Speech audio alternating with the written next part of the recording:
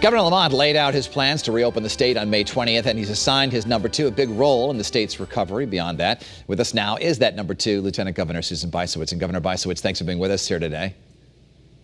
Thank you so much for having me, Dennis. I really appreciate it. So tell us what you will be doing to help in the state's recovery after May 20th. Well, I will be helping to lead the long-term recovery committees that will be established at the local level. This recognizes that each part of our state is really different, and it continues our collaboration with mayors and first selectmen across the state.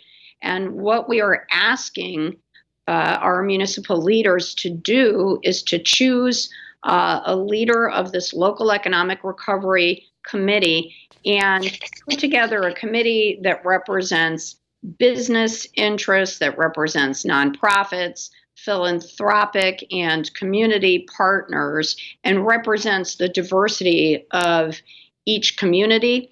And those long-term recovery committees will work in partnership with our state and with our federal partners to make sure that we address the needs of every community. And what we found is in other disaster events like Maria and Katrina, the most successful municipalities were the ones who worked in this collaborative way. And just this week, we announced with COST, the Council of Small Towns, the Connecticut Conference of Municipalities, and the Connecticut COGS, the Councils of Local Government, that we would work together with our municipalities in a smart way, in an efficient way, to maximize all the different funding streams, local, state, and federal, to address this huge pandemic and to bring our local economies back. You bring up a good point that the state is different in various areas, and there are some people in Windham and Tolland County and New London County, the eastern part of the state, who believe that they should be treated a little bit differently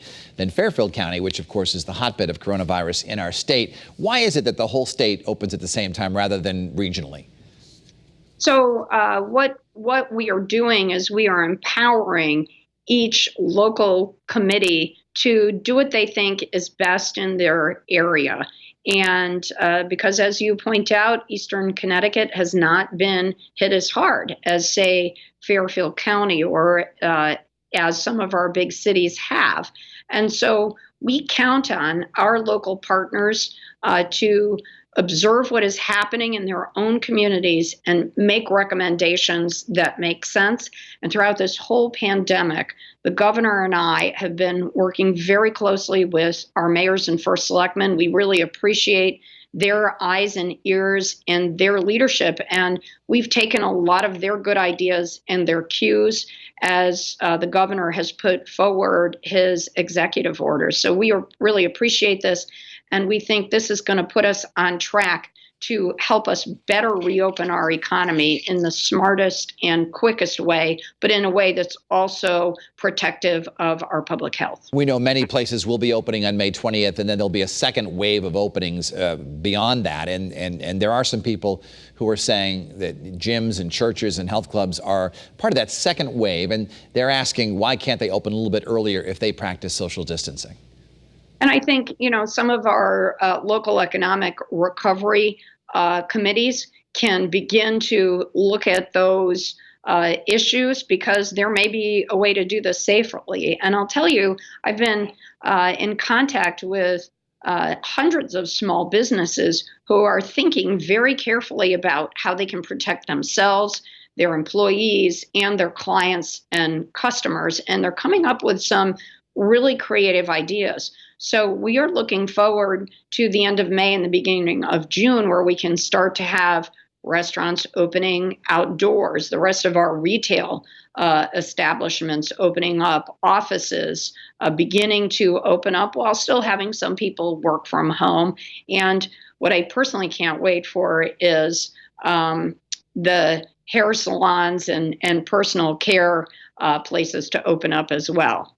Governor, on behalf of some mayors and first selectmen in various cities and towns around the state, many of these restaurants now are only limited to outdoor dining, yet they can't necessarily have that. They don't all have that space outside on the sidewalks. Do you believe that the local leaders in these towns should maybe expand the sidewalk area to include part of the street and maybe ban parking in certain areas so that these restaurants can survive? So this is precisely what these local economic recovery committees can start to look at, because they work in close partnership with their chambers of commerce and their Main Street businesses. And these are exactly the kinds of things that we want the committees to take a look at. In the meantime, we are taking the baby steps that are necessary to get us to a fully open economy. We've put out an RFP because we know to successfully open our economy, people have to feel safe. So we want to get up to 6,000 tests a day.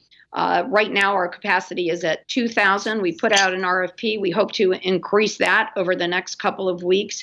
And this is going to take some marketing and public education, because we're going to need to have our businesses explain that they've thought through how they can keep people safe in much the same way that our grocery stores have done, where they're wiping down grocery carts. Their employees are wearing PPE. They're requiring their customers to come in wearing masks. I think this is going to do a lot to ensure that people feel safe as these businesses begin to open. It sounds as if lawmakers will not return to the Capitol unless there's a special session.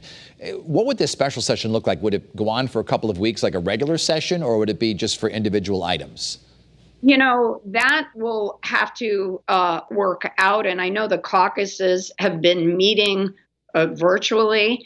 And the governor and I have been regularly in communication with legislators. For instance, early next week, I will be meeting virtually with legislators to get them involved in these local economic recovery committees, because their voice is really important.